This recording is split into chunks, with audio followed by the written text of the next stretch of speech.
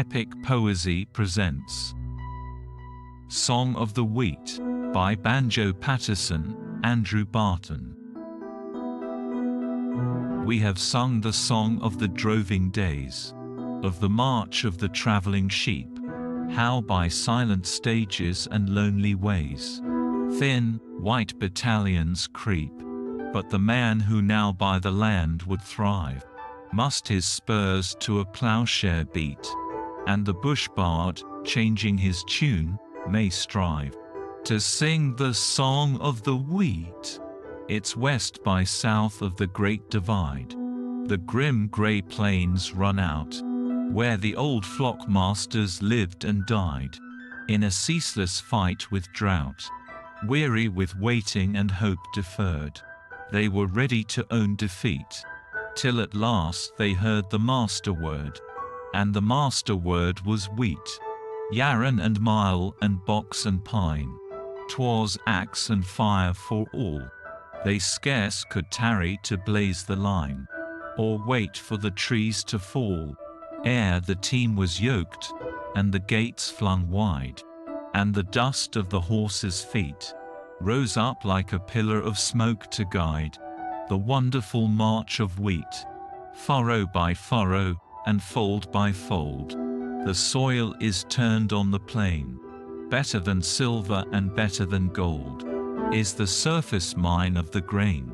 Better than cattle and better than sheep, in the fight with drought and heat.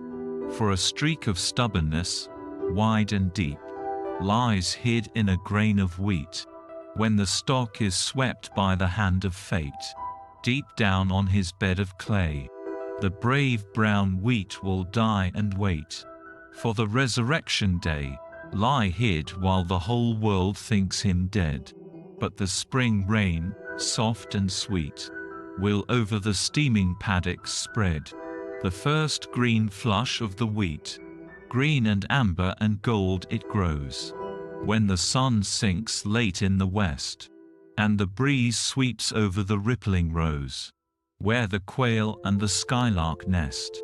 Mountain or river or shining star, there's never a sight can beat, away to the skyline stretching far, a sea of the ripening wheat. When the burning harvest sun sinks low, and shadows stretch on the plain, the roaring strippers come and go, like ships on a sea of grain, till the lurching, groaning wagons bear their tale of the load complete. Of the world's great work he has done his share, who has garnered a crop of wheat.